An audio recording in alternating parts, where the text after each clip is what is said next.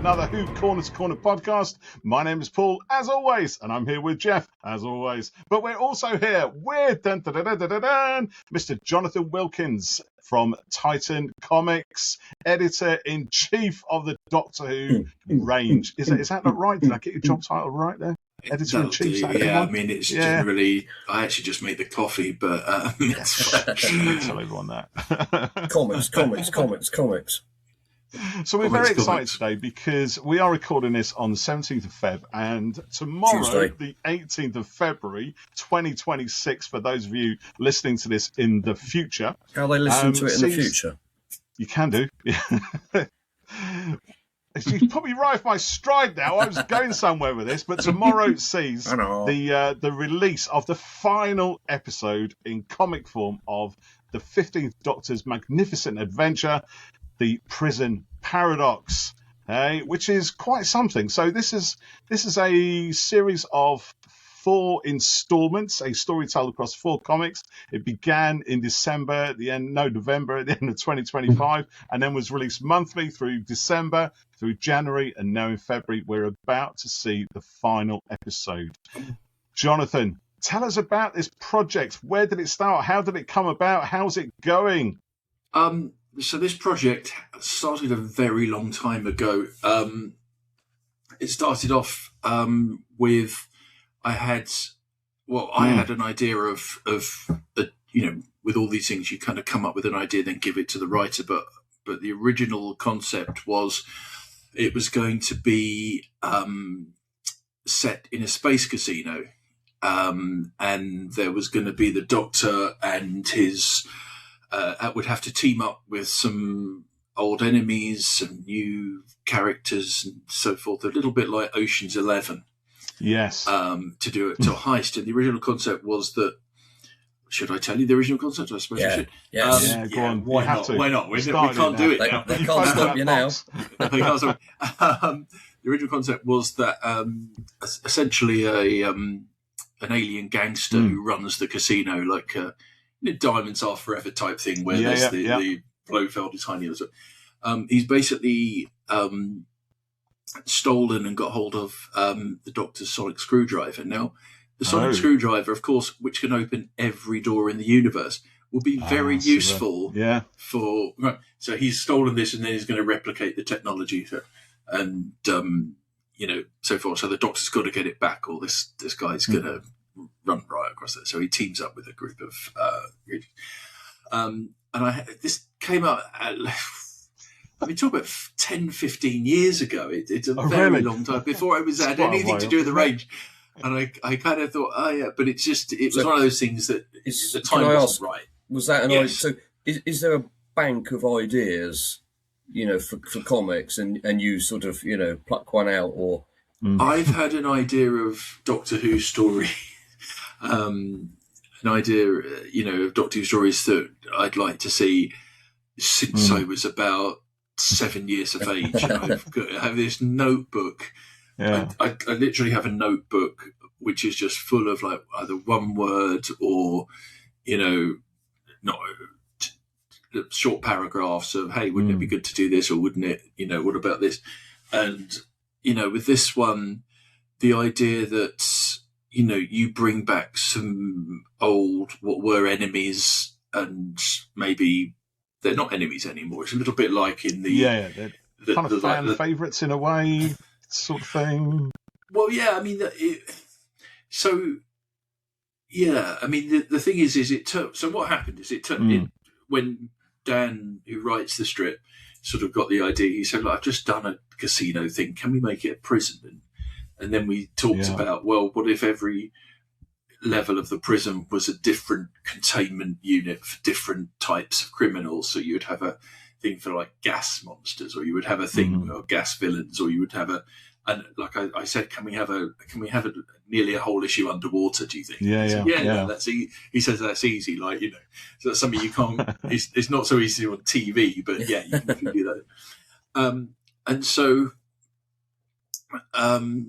And somebody pointed out online. They said, "Oh, it's 20 years since the Slitheen were," and my kids are obsessed with the Slitheen. They're 4-year-old and a 7-year-old, and they just love them. They call them the farties. I mean, why wouldn't you? Really, they're very disappointed. They're very disappointed we haven't actually had any farting in the comic, but it's quite hard to. Well, he's a bit tough in with his eye patch, and we decided.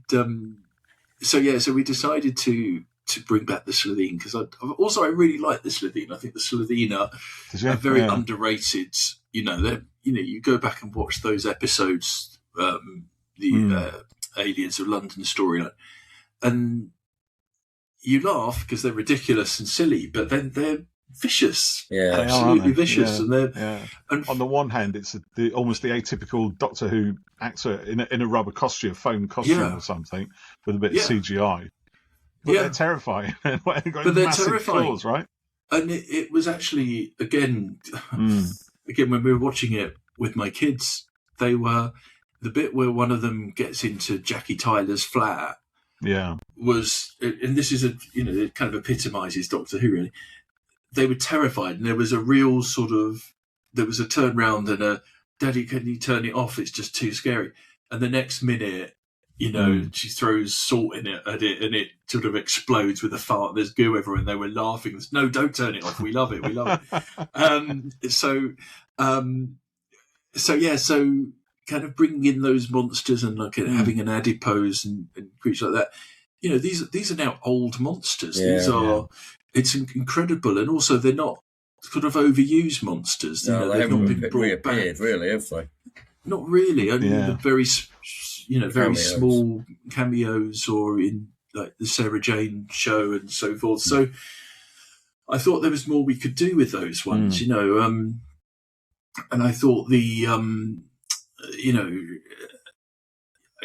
I thought if we bring them back, it's a little bit like in the Peladon stories where the Ice Warriors appear, but they're good guys, and it's like, oh wow, that suddenly makes it not just a monster that lumbers around is going to get you. You suddenly gives more weight to a character, or more sort of makes it, it makes it, an alien, not just a monster, So I kind of, I really like that, and I think Dan wrote it so brilliantly and brought so much character to, those two characters and our newer characters, that you do you feel like you've known them for longer than, the couple of issues they've appeared in. So that's totally agree. That's kind of where it comes from. Yes.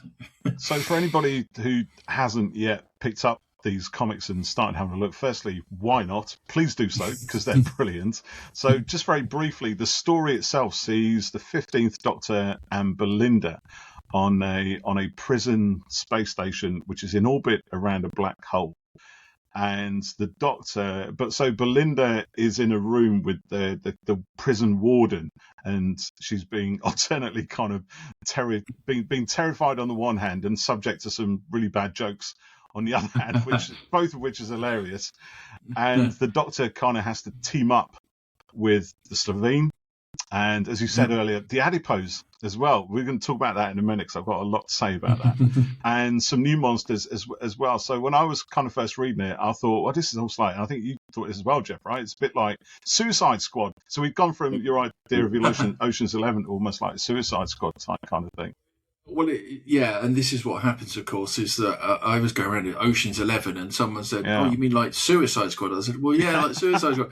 And then someone said, "Oh, it's a bit like Guardians of the Galaxy." Yeah, it's a bit like that, but I hadn't actually thought of Guardians of the Galaxy. And then it was a bit like they do a similar thing in the Star Trek Section 31, the gang of sort of... Yes. It's like all of those things. But I had this idea 15 years ago, so come on, guys. But it felt... I think it just felt like something very fresh for Doctor Who to do. Absolutely. I know I'm sure we're not that fresh, and there have been similar things done in Who before, but it just felt fresh to take those characters, and also it's nice to see Doctor 15 with some old foes, and some because we didn't see a lot of him with the Doctor's facing an old enemy kind of stuff. Yeah. So well, you've fulfilled that, haven't you, in his 2 Titan comics with the previous Cyberman one and this one, which was really good. We have, and we didn't. We wanted to make sure we had new stuff as well. I don't think it's ever a good idea just to sort of, we're bringing back an old one. Great, but do something different with it, do something new with it, which hopefully we've kind of, I say, got away with. Done. Well, it's quite an interesting structure as well, because as the Doctor kind of makes his way through the space station to kind of rescue Belinda, there's like each episode or each installment kind of focuses on one of the member of the Doctor's new team, don't we? So we have the underwater section with, and I forget the name. Is it Methelough or something? Methelough. I can't pronounce it very well. That's a fantastic thing. Neither can Dan. We had he wrote it and then keyboard. he sort of said and it was really called Meson, which if you look on the Amazon listing, is still called Meson. But then he decided to.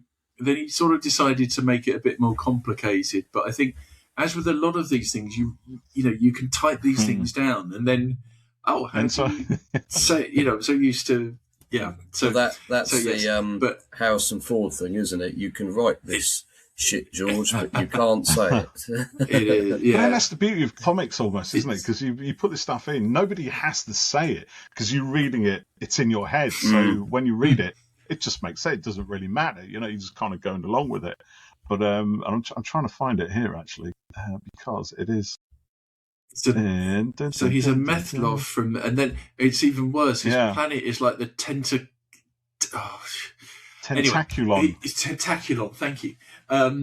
Trust me, Dad and I we did an interview somewhere else, and we were both sort of. It was like we worked on this, and we're really struggling to say it. So Methelough. I mean, that doesn't sound too difficult. Methelough. Actually, Methelough. Methelough. And then you've got the H8. So the H8 cyborg, which I was really excited for initially, is kind of dispatched quite quickly actually because it's almost too powerful. He is almost too powerful, and he was a kind of fun one because he's sort of built up from different concepts.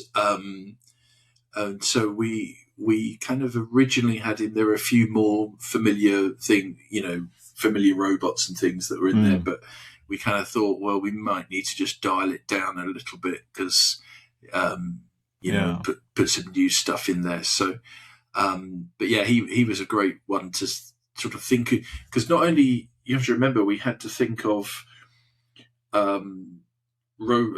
robots that he could be built a part of, but also in this continuity, the Earth has disappeared or been destroyed. Of course, so it can't be anything that humanity would have built. So, that was kind of a tricky one there are an awful lot of discussions of trying to make that work. But yeah, you're right. He's a little bit too powerful, but yeah, we soon sorted him out. Yeah. Soon sorted him out, and then of course Methelough, or however we're going to pronounce it, who eats Zygons. That's quite a fun idea. Well, yeah, and to be honest, I just thought the Zygons are such a great. And also, it was the anniversary of the Zygons last year. It was their 50th. It's always going to be the anniversary of something in Doctor Who, isn't it? I know. That's true, yeah. But it's 40 years since Kekelion. Hey, we've had him on a cover before. Actually 60 years probably, thinking about it. 40 years, But we did. We just thought, the Zygons, and we kind of thought, well, they're not strictly an underwater species, but they could be. Scaracin is underwater, isn't it? Well, there's shape changes, so they could essentially be anything. And we thought, well, this prison could be housing some really vicious Zygons. Yeah.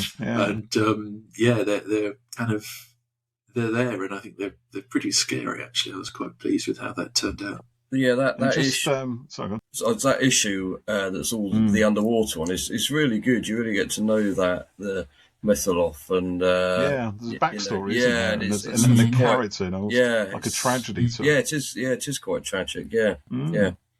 unexpectedly deep. Yeah. So I have to ask though, what was your brief or Dan's brief for drawing that character, Methelough? What did you give the artist to say? Because it's kind of crazy looking. So the artist who I haven't mentioned yet, who I should mention because I think he's brilliant, is Sami Kivelä, who is in who is one of those incredibly talented artists who's very much an indie artist. Like he's not an artist who you would see in the pages of Batman or Superman comics or Spider-Man. Yeah. But the brief really is it's on the page. Dan writes down on the page, this is a character, he's a squid, to bring your art to it. How do you see him? And he's a character that didn't really change at all. Like H8 went through about 4 or 5 different versions.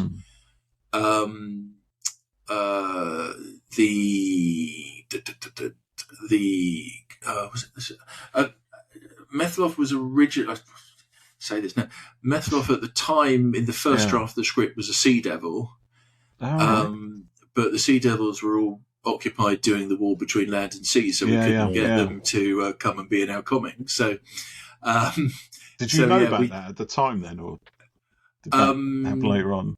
Well, no, but to be honest, I mean, yes and no. We changed the character because we just wanted to do something new. It was suddenly it's a wall of familiar villains or character, and it's it's nice to add something to the Doctor Who mythology, if you like. That doesn't sound too pretentious. It's nice to put a character in there who we can give that sort of backstory to that Dan is so good at, really making us care for a character we barely know. I mean, that's his great talent, I think. So that was actually one of the big changes that happened. But yeah, H8 was, oh gosh, the amount of different. We're putting out a really nice graphic novel version in June, I believe. In June, correct. So we've been going through the various things. So there'll be some sketches and things there of what could have been, which is quite nice to see, and a sort of explanation of why it wasn't necessarily to be. So we pack that sort of stuff in because I like that too. It's the creative process. Added stuff, isn't it? Yeah. It's just it's like your DVD special features. Sort of thing, exactly. Really, but they do that in like the DWM collections and stuff, don't they? There's sketches and some of those Marvel books have it as well. So it's nice to see the kind of development on things and it's I mean there's sometimes there's so much I don't want to leave this out, or I don't want to, but you have to, and so we just pray for another print run where we can add some extra pages. We'll see what happens. And then, of course, issue 3, which focuses on Annie the Adipose. Now, this I have to say was probably my favourite out of the 4. Oh, wow. I really, because the Adipose is not one of those creatures that is essentially. I mean, none of them are essentially evil, nasty, or whatever, but the Adipose was just, I enjoyed the episode, but it was so ridiculous in a way. And it's almost like one of these monsters where it's just so ridiculous it can't come from a civilization. I mean, it appeared in the episode, this glorious Close Encounters of the Third Kind of spaceship, this cathedral of light descending from the heavens, and kind of bare bones concept that it had to be shepherded through its kind of infancy stage. And yet in what, 4-5 pages or so, it's like we suddenly get an immense feeling that these Adipose exist. There's a reason for them doing what they do, and there's a kind of direction that their evolution is going in. And I never thought of the Adipose bit, and how they can suddenly turn violent and brutal, and it's just it's really, really good. So when you see Dan, tell him that just brilliant. You guys cooking this thing up between you, it's just crazy. I mean, it's funny because the Adipose was a thing that I kind of thought, well, that's a nice. I had this vision in my mind of the Adipose sitting in the palm of the Slitheen, the two of them like R2D2 and C3PO almost, the adipose, the key to the adipose was, when I was talking to Dan about it, I said, look, this adipose is a slightly older adipose. Let's say she's a teen. She's got herself a tattoo. Teen. And a bit rebel, bit punk. She's still an adipose, so she's phenomenally cute. But she's got a bit of a mouth on her, and she's a bit sort of, and so the more characters, sort of treat her as this cute little thing, the angrier she gets, the more annoyed she gets with being underestimated. And it's nice to have in that third issue, she has that hero, that kind of hero moment, to realize actually saying anything, right? Because it's all in there. Eternal, isn't it? Yeah. It's nice to expand on that sort of character, because, like you say, like the adipose are kind of, they're incredibly cute, but you don't get any sort of any detailed world building, because the episode is about the introduction or reintroduction of Donna Noble and the Doctor having the adventure and so forth. It was a fun one to do that, and the response from people online to the adipose, particularly I think issue 2, where we've got an adipose in a wetsuit, which I'd almost forgotten about that. But yeah, which the thing is there was a huge debate.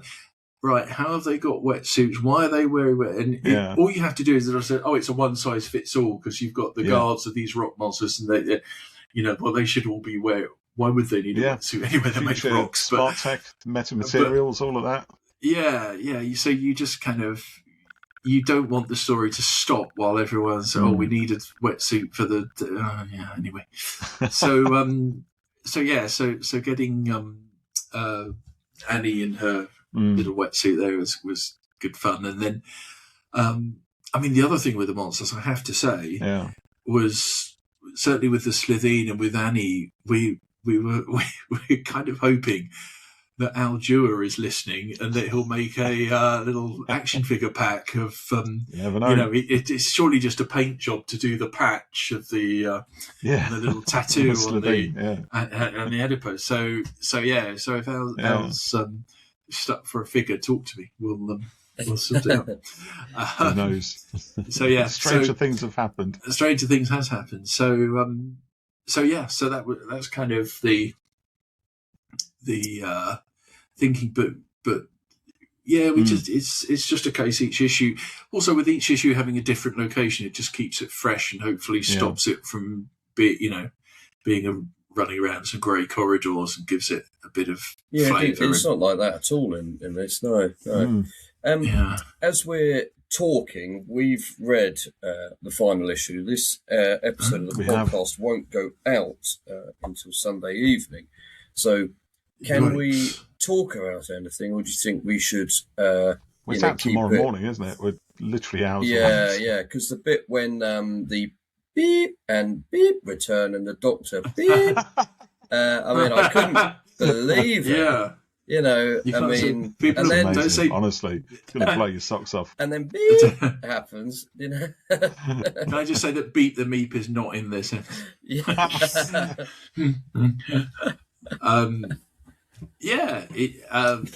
last of it, like ending these things, is always difficult in a Doctor Who comic, because the Doctor is not violent. You read most comics and the action, Batman, Spider-Man, there'll be an action punch up and shots fired, if you like. And so finding a satisfying ending in a Doctor Who comic is not always easy, and I'm sure it's the same for television, because to hold people's interest, you want to have an explosion and some fisticuffs maybe or something in that kind of show. So you have to really think hard around it, and how are you going to resolve the ending. And I think so far in the two we've done so far, I think we've managed to have a decent resolution that's exciting without suddenly slipping out of character. It's got quite a nice I won't sort of give too much of it. There's quite a nice sort of There's a good twist. Yes, it is a bit There's of a a twist really to it, good isn't twist. there? Yeah. Yeah, And- which makes... And it's a sort of twist where, if you see it coming, brilliant. But the fact that it's there just makes perfect sense. Do you know what I mean? It's like, it just... I'm not going to explain. I don't want to give it away, right? But it's a really, really good sort of twist that gets you into that end game, I suppose. Because you know the Doctor and the Warden are going to have to meet, right? Yeah. But it's how do they get there and what happens when they do. So, and that's the thing. It's like, well, where is the Warden actually? How does the Doctor get in there? And then kind of what happens? And then there's a kind of fallout piece at the end, which is kind of crazy in a way. And that ties into the location, right? Them being on the edge of a black hole, so there's some questionable physics, but we'll go with it. So it's all good. It's a Doctor Who's all about questionable physics. Yeah. Where is the show me the like accurate physics? No, that's the thing, and it was important as well to us that you've got the Doctor and the team heading towards the finale, if you like. And I like the fact that Belinda is already there. She's, the thing with the Belinda thing, I mean, you might say, oh, well, she's captured and damsel in distress stuff. But she's a little bit like that whole scenario with her and the Warden, to me anyway, is sort of inspired by Raiders of the Lost Ark, when you've got Marion and Belloc, and she's matching him in the Battle of Wits, and then the Nazis turn up and overpower the situation, which Nazis sometimes do. But it was kind of, I quite like the fact she's sort of she's a step ahead of the Doctor in that she's confronting the villain from the first episode.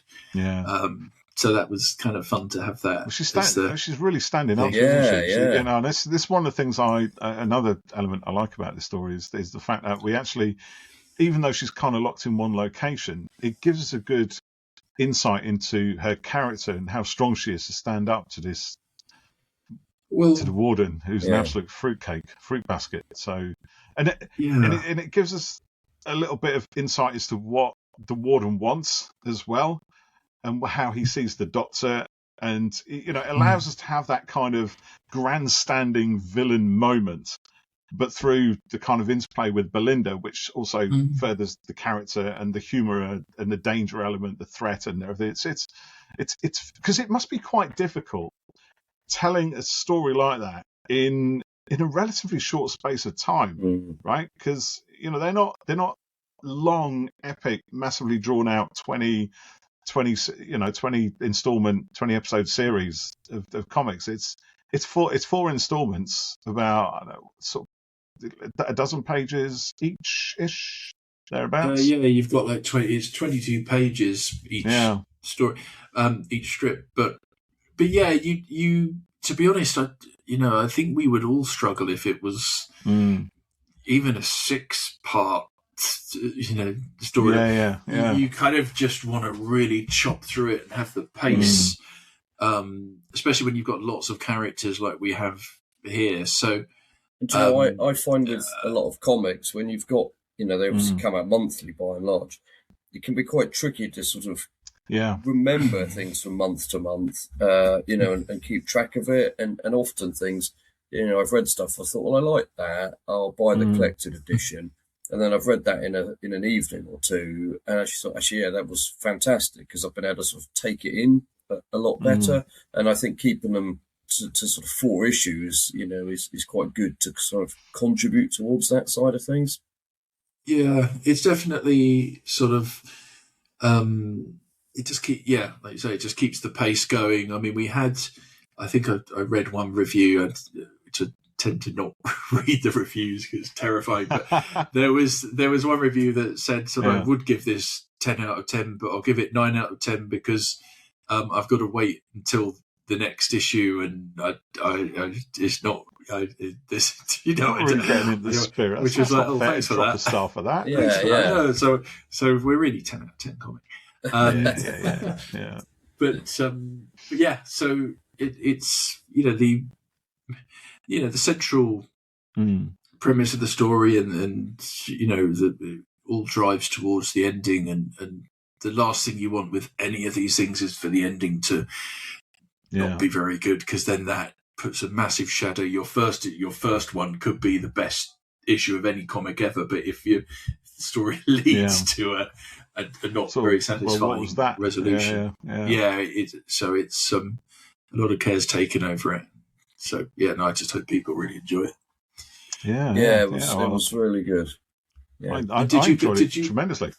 Did you guys pick up on any of the Easter eggs in there? Did you any of the little monsters in the background we put in and the villains? Oh, there was a few, weren't there? Did I text you a few? Oh, you might have done. Yeah, you did actually. Yeah.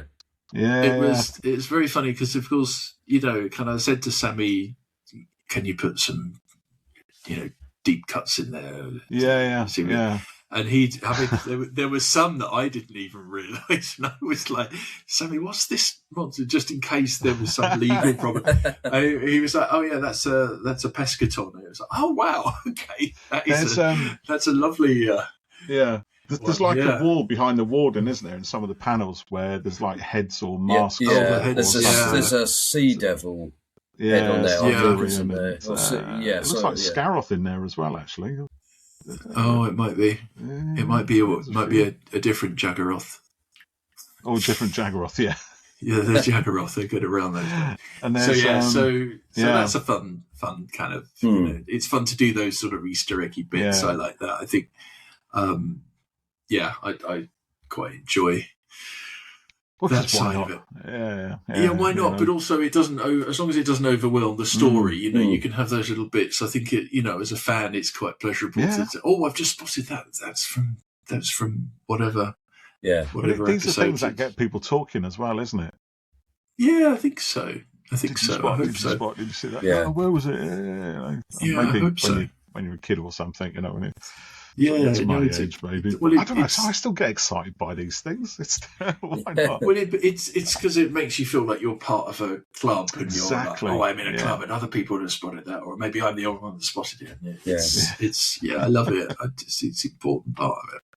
So No, it's great fun, and it's So, is this? Are we going to see more 15th Doctor comics? Then, do you think? Is there an appetite for these? That's a big question. We're working on something at the moment, but I can't really tell you at the moment what it is. All I can tell you is. Let me think. All I can tell you is that it's got the. Oh no, I can't tell you that. All I can tell you is it's. Oh, trouble is, if I just say all I can tell you is it's fantastic, of course I'm going to say that. I'm not going to say, we're working on a very dull comic at the moment. No, we're working on a very exciting comic at the moment. All will be revealed before long, I should think. And it is. It is genuinely going to surprise. Really? Yes, I think there's a rock our world. I think it could well rock your world. I can imagine we'll probably get a few letters as well, but I think it'll be very good. I like what we've got so far with the early artwork, and the scripts are fantastic. So fingers crossed. Can you reveal any writers, artists, or anything like that? I can't at the moment because there's going to be a big announcement, but it's like it's. I think we've got a winning formula, so we wouldn't want to change our formula. Would it perhaps break any circuits, this comic? There could be some broken circuits, but there might be some repaired circuits, and there might be. It's so exciting! I wish I could tell you, but I can't. I genuinely can't. Let's wrap this up so we can stop recording, and then you can spill it. Tell us offline. I can't literally. If I start telling you anything, I will be deactivated from. They've got my children hostage in Cardiff, and they'll I've never seen them again. Little spyware with like monitoring the recording, and he goes into the office tomorrow morning. Now, Jonathan. Oh, no, it's very exciting. Yeah, it's a lot of fun. Really I for one really enjoyed the Prison Paradox. I mean, I would give it. I'd give it a 10 out of 10. You know, why not? I mean, I love my comics. I do. I'm getting old, and I've got no plans on not buying comics. You know, I've got a stack of Judge Dredd magazines there, which I need to kind of. Oh goodness, Judge, really? Yeah. Really. Yeah. It's funny, we did, so we also, as you know, with these things, do numerous covers for the collectors and different comic shops. Yes, there's some really nice ones. Nobody's actually said anything, but of course, the brief was for this one was very much, remember the bit with Newt and the alien in the, where it comes out? Yeah. It was very much in that up like the level. Yeah. So Sam, so our artist on that, who was Abigail Harding, who just does the most beautiful art, sort of took that and ran with it. And, but yeah, we do all these different covers, and they're all collected in the graphic novel versions, so you can kind of see all the if you're a collector, you've got a checklist there, or if you just want to have a look at some nice covers, they're all there. So those covers are really nice, and like Marvel sometimes release kind of posters of some of those, some of their covers. Is that something that might be possible with yours? I mean, anything's possible. I mean, sorry, is that you're in the area now? I just like Al Dewar now. No, I just give very much non-answers. No, anything's possible. If there's a demand for anything, we'll certainly look into it. It's the difficulty with these things sometimes is that if there's someone else that has a license to do posters, then obviously we need to stay in our lane and specialise in the comics. But yeah, you never know really if there's a huge demand. I mean, I always think we design the comic and we've designed this particular storyline so that hopefully it has legs beyond the comic. So bringing these things into the Whoniverse, so they could potentially show up anywhere, especially if action figures, Al. It's kind of an open ending as well, isn't it? As far as the other characters are concerned. Yeah, there's a possibility that it might not be quite as final for them as we think. I mean, it's possibly. Again, the thing with Doctor Who is it's like there's anything can happen in Doctor Who. That's exactly. what and more so, I think, in the 15th Doctor's era, where the whole fabric of reality is kind of stretched thin. It's that's very true. That's something else I thought when I was reading this as well. It almost seems to kind of not like not really jump on those ideas, with the rope logic and just the different way of kind of thinking about what's actually real and what isn't. That wall between fantasy and reality and kind of meta reality is sort of just really disintegrating. But nonetheless, it implies it because they're on the edge of a black hole where almost anything could happen anyway. It's kind of that element of just being on the edge of the unknown, which is just there. It's like a little scene that goes through absolutely. the story. I mean, I think last time we're on the edge of a black hole, the devil himself was there you go, held prison. So it's quite nice to do that. And I think with Doctor Who, I know there was a big sort of, it was a big story point in the last couple of years, that the fabric of reality but I think there's always been that to a certain extent. Things like the Mind Robber, or think of Enlightenment, where there are godlike beings around, the Black Guardian and the what are the Guardians if not gods of some sort. So I kind of always like that thing of again, like anything can happen in Doctor Who. You could have the smallest story imaginable, set inside a small room, or you could have, literally galaxy-wide devastation and things exploding, and thanks to bored gods and sailing ships and all that stuff. Anyway, so yes, I can't remember what the question was, so I'm just thinking about my favourite episodes of Doctor Who at the moment. Just give you a chance to listen, to rattle them off, Jonathan. Yeah, I know what I'm talking about. yeah. Brilliant. So if you haven't, honestly, if you're listening to this and you haven't looked at the Prison Paradox yet, honestly, go out and get it. You will enjoy it. I guarantee. If you're a Doctor Who fan, I'd be surprised if you looked at this and thought, "Oh, it's not for me," because it is just so much fun. It's brilliant. It's a brilliant rendition of the 15th Doctor. It pits him up with some some new and original kind of friends / foes. It's a great story. There's lots of the humour, which we haven't really talked about. Is so on point. It's just unreal. It's just so good.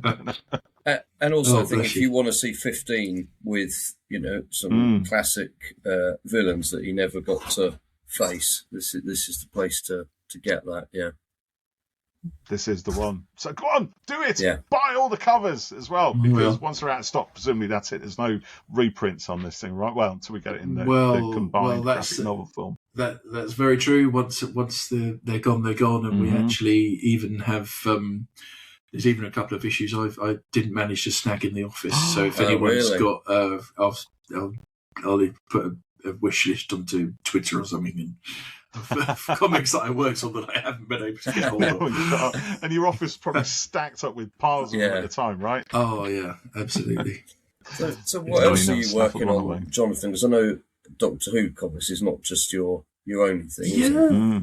Yeah, we've been working on, we've just finished a comic called Craniacs, which is a kind of a kids comic, which was co-created by a guy called Joe Simcoe, who does the Garbage Pail Kids comic. So it's that sort of that kind of humour. Yeah, it's but this is more of a slightly younger base, not so gross. It's like it's almost like a Saturday morning cartoon kind of thing, but it's very funny, lots of jokes, really good characters, really good premise. So that's kind of my other one at the moment, and then there's a few other things. I've just edited a War of the Worlds spin-off. Yeah. That I've got a couple of projects I can't talk about at the moment. Two absolutely huge ones that they're very exciting, but it's half term this week, and I should be working on it. But I will get back to them. They should be quite good fun when we get. As we get going on them.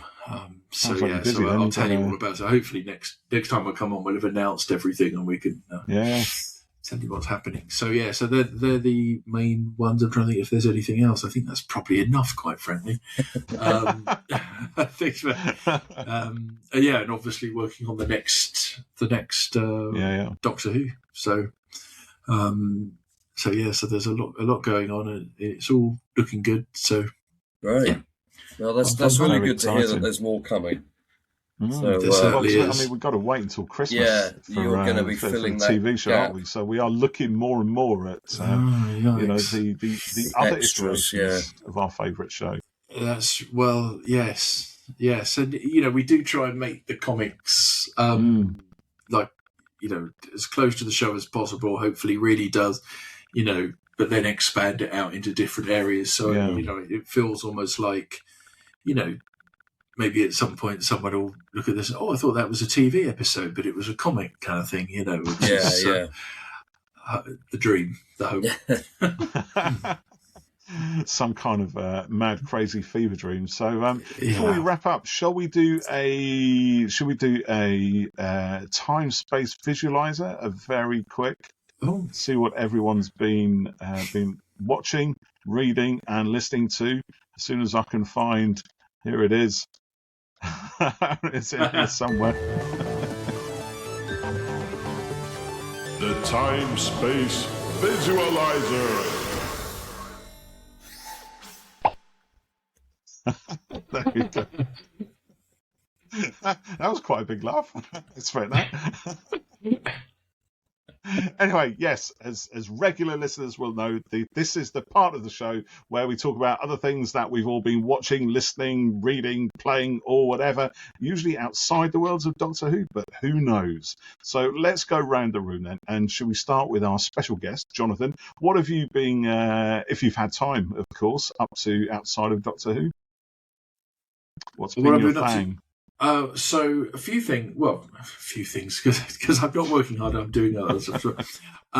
So I've been watching quite a few very interesting documentaries recently, movie-based documentaries. I've just watched, it's a couple of years old, but I watched a great one called RoboDoc, which is all about RoboCop. RoboCop. And it's brilliant. See what they did there. And what's incredibly clever, or what I think is really good about it, is it's 4 episodes, and they're a good hour long each. So it's a really in-depth, deep dive. You know, it's not the sort of EPK stuff you would get on a DVD. This is a really they interview absolutely everybody that's still around to be interviewed. And it's a kind of honest account. There's lots of really good stories you haven't heard before. Yeah. And so I kind of really sort of dug into that. And on a similar note, there's a documentary called Aliens Expanded. Oh, have you got it? Which is I've watched it over Christmas actually, and again,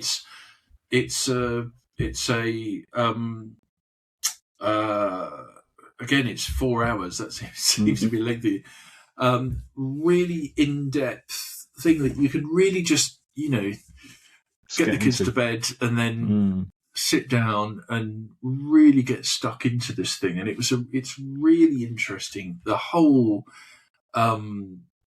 aliens making of thing has been really well told, but this is kind of has loads of stuff I hadn't heard before. Well, and there's lots of it was a fan project, I think, and then they managed to get they got everyone for Sigourney, Jim. Yeah, they one after the other. They all sort of committed to doing interviews, and you had to kind of crowdfund to get your Blu-ray or digital or anything, and I was really tempted, but it was quite pricey, although it's massive. So I never did it. Where did you watch it? Well, I contributed to the crowdfunding. Oh, you did. I had a bit of spare money, and I put it. Yeah, I did. But what I thought was interesting, with that is it was the sort of came from a guy called Ian Nathan, who was at the Empire, the editor from Empire.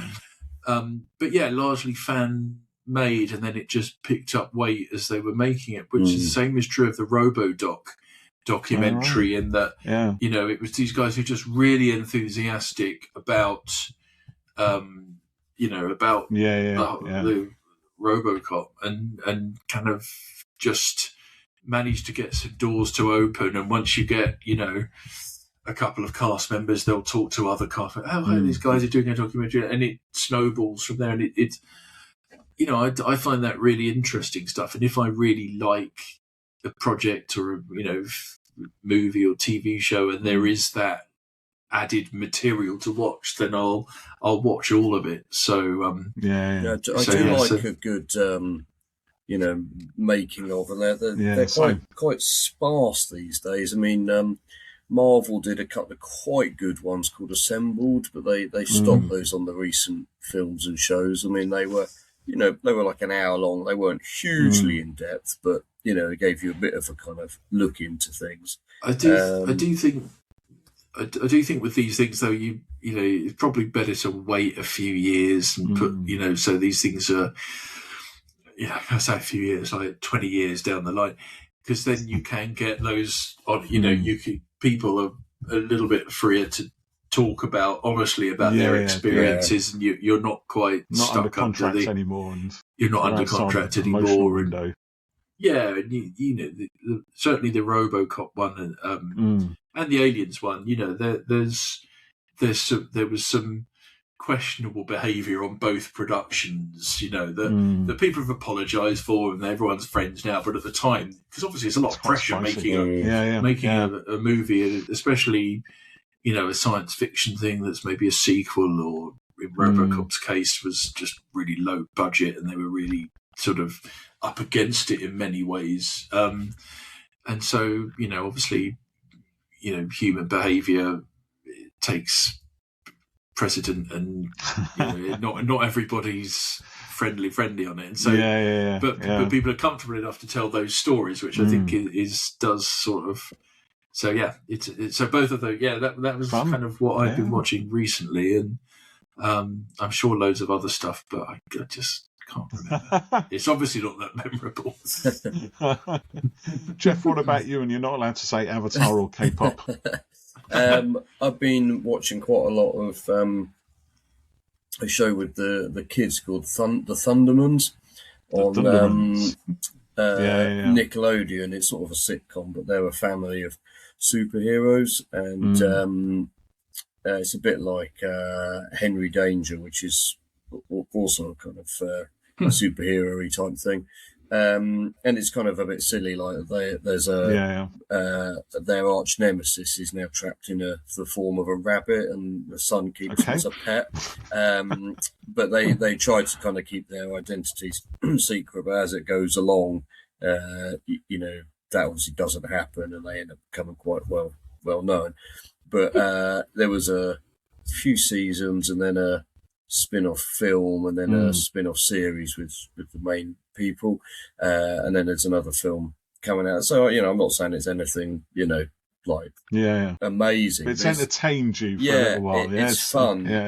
You know, and a bit like Henry Danger, which is about a character called Captain Man and his sidekick, Kid Danger. Captain Man. Yeah, and they just get into adventures as well, but sometimes it's really silly, but very funny. So yeah, the kids have been watching it because there's loads of it on Paramount, and I've been really quite enjoying it as well. And I quite like as well that on the Thundermans, the main actors, Kira Kosarin and Jack Griffo, they're producers on it as well, and I think they might have directed some. And then on Henry Danger, the lad who plays Henry, Jace Norman, he's also a producer on it, and he's directed some of it as well. So I think it's quite nice. They're quite into it, and you know, get really involved in it. So yeah, I've been enjoying that. Yeah, the Thundermans. Wow, that's good. Yeah, it's fun. Brilliant. Yeah. Okay, so just to wrap that off then I'll tell you what I've been watching, actually, and I have been watching rather than playing and reading, actually, but I've finally got around to watching The Orville. You heard of that? Seen that at all? No? I haven't seen it, but I've heard of it, yeah. Oh, man. Is that the Green Duck? Is it? No. I wish I could fly right up to the sky. It's not that. It's a Seth MacFarlane thing, right? But it's nothing like Family Guy. It's essentially Star Trek. It's a homage to 80s, 90s Star Trek. So all those Next Generation, Voyager, sort of Deep Space Nine kind of things, that sort of era.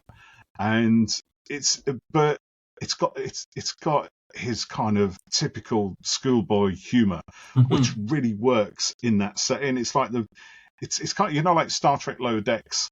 It's kind of as irreverential as that, but it's not Star Trek, right? And the thing is, and I think this is probably why I hadn't watched it for ages, because I'd heard it was hilarious and, you know, slapstick, and I think the thing is, because I love Star Trek so much, especially that era, that I can't have anybody taking the piss out of it. That's the thing. But when I actually watched it, I started watching it last week, and I'm on series 3 already. It's like they don't take the piss out of it. It's a genuine kind of homage to it, but it very quickly sets up its own thing, goes off in its own direction. And whilst it still riffs on some of the stuff we might have seen in Star Trek, it goes to places where Star Trek would never go to. You know, a couple of aliens. I mean, it's a couple of aliens just smoking fags because they find a packet of cigarettes in the time machine from the 21st century, right? Someone's, you know, the time machine canisters, somebody's buried it. And it's like, you know, they open it as a packet of fags. What is this? You know, it's a cigarette. Why would anybody do this? And as soon as they go, oh, this is pleasant, and then they become addicted to smoking fags, and then they start hiding their cigarettes around the spaceship and stuff like that. So it's kind of hilarious. It's quite good, but, yeah. But it's also, I mean, it's got some epic space battles. It's got brilliant characters. It's got some really morally challenging stories. There's not always a happy ending to it, and I'm absolutely loving it. I just wish I'd watched it years ago, but I'm really enjoying it now. Would highly recommend it to anybody, whether you love Star Trek or you don't like Star Trek. Watch this. It's its own thing, and it's fabulous. Well, we thought of something else I watched, just spurred up by what you said. we've been watching Starfleet Academy. Oh, yeah, I haven't seen that yet. I'm looking forward to that one. Yeah. Well, the thing is, if you go online, you would think it is the worst thing ever, and why have they made it, and it's anti-Star Trek. We've been loving it. I think it's really good. It's just got it. It's by no means perfect, but it's really entertaining. And these things are just made. They're made to be entertaining. People put so much weight on them, and why can't it be like this? Well, it's not going to be like the Wrath of Khan because it's a different audience, different. And there's it's coming from the right place. It feels very Star Trek in places. The characters are very memorable so far. Bear in mind, it's only been on for like 5 weeks or whatever. So it's and it's worth. I think it's worth giving a chance to. But it's just I think anyone making these shows now, all of these shows that you watch or do, especially the legacy shows. You're making something. You're coming up against people who are just determined not to like stuff. Yeah, but also okay, you don't like it, fine, but it's. But there's a sort of gatekeeper attitude with a lot of that as well, isn't there? If you enjoy this, it's not really Star Trek or Star Wars or Doctor Who or whatever it is, because it's not what it was when I really enjoyed it. It's never been that since. So if it's not that, it's not the thing, and it's like it's not. And you're right. If I was making a show like that and I saw the kind of feedback that was coming out online, I'd be honest, I'd think sod this and jack it in. But I think that it's echo chamber. A lot of it. It is.